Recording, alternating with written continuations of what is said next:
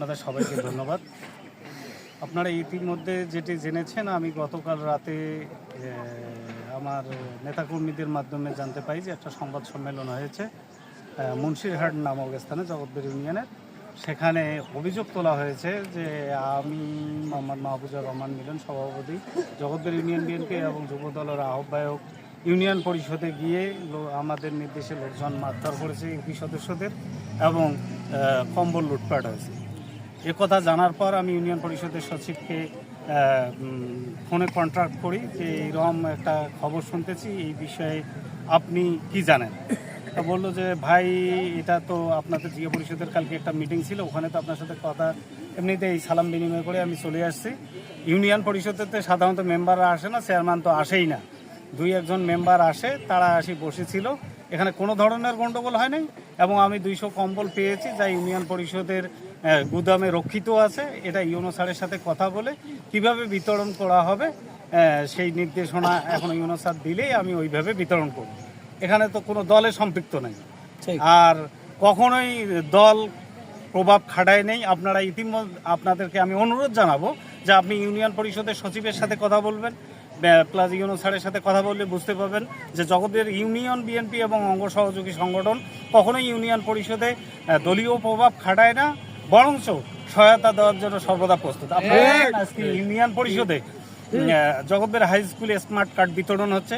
Jagatber union বিএনপির পৃষ্ঠপোষকতায় সেখানে যুবদল, ছাত্রদল, স্বেচ্ছাসেবক দলের ভাইরা স্মার্টফোন এবং ট্যাব নিয়ে বসেছে, বিনামূল্যে সেবা দিয়ে যাচ্ছে টোকেন দেওয়ার জন্য। এটা আপনারা এখন গেলেই দেখতে পাবেন। তা ঠিক এই রকম সামাজিক সর্বক্ষেত্রে আমাদের সহযোগিতা অব্যাহত আছে। আর যে টিসিবির কথা উঠছে, ইউনো স্যার নিজেই জানেন, ডিলাররা এই জগৎবেড় থেকে গিয়ে বলেছে যে বিশেষ করে জগৎবেড় উচ্চ বিদ্যালয় মাঠে এবং ভ্যারবেড়ির হাটে এই 2 জায়গায় যে টিসিবির বিতরণ হয় সেটা অত্যন্ত নিবিড়ভাবে এবং ওখানে দলীয় কোনো নেতাকর্মী যায় না।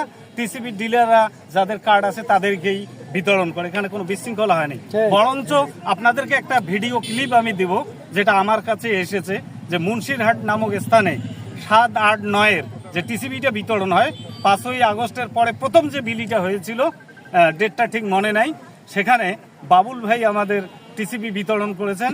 তিনি একটা সাক্ষাৎকার দিয়েছেন যে এই মানিক মেম্বার, এই কুখ্যাত মানিক মেম্বার যে আওয়ামী লীগের যোগ সাজসে ইউপি সদস্য হয়েছে এবং দীর্ঘদিন থেকে ওই চেয়ারম্যানের সাথে এবং আওয়ামী লীগের মেম্বারদের সাথে, আওয়ামী লীগের চেয়ারম্যানের সাথে যোগ সাজসে বিভিন্নভাবে মানুষের সাথে প্রতারণা করে আছে, গরু চোরের সাথে সে সম্পৃক্ত আছে, অভিযোগ আছে এবং এই বিষয়ে তার বিচারও হয়েছে। মাদকের সাথে সে জড়িত। এর অনতি বিলম্বে আমি যুব দলের নেতৃবৃন্দকে বলবো, দল থেকে বহিষ্কার সহ শাস্তির ব্যবস্থা করা হোক।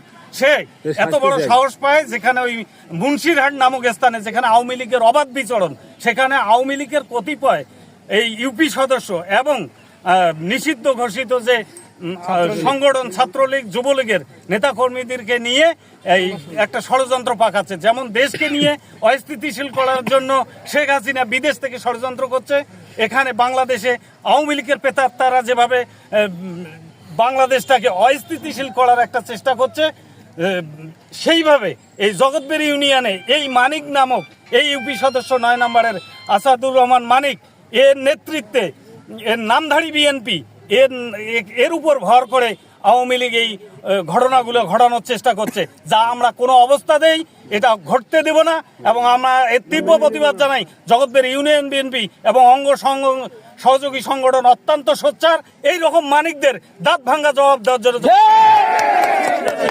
আমরা আগামী দিনে তাকে আইনের আওতায় এনে তার শাস্তির ব্যবস্থা করব, যেহেতু বরাবরে একজন ডাঙ্গুয়াল এবং একজন গরুচোর মানিক হিসেবে পরিচিত। যার জন্য আমি আপনাদেরকে অনুরোধ জানাই, আপনারা আমার কথা শুধু নয়, জগৎবেড়ের প্রত্যেকটি মানুষকে এবং ইউনিয়ন পরিষদের সচিব, ইউনিয়ন পরিষদের সদস্যদের সাথে মত বিনিময় করলে জানতে পারবেন তার প্রকৃত চরিত্র। আমি ইতিমধ্যে শুনেছি সচিব মহোদয় আমাকে বলেছেন যে এই মানিক 5ই আগস্টের পর থেকে একদিনেও ইউনিয়ন পরিষদ আসে নাই।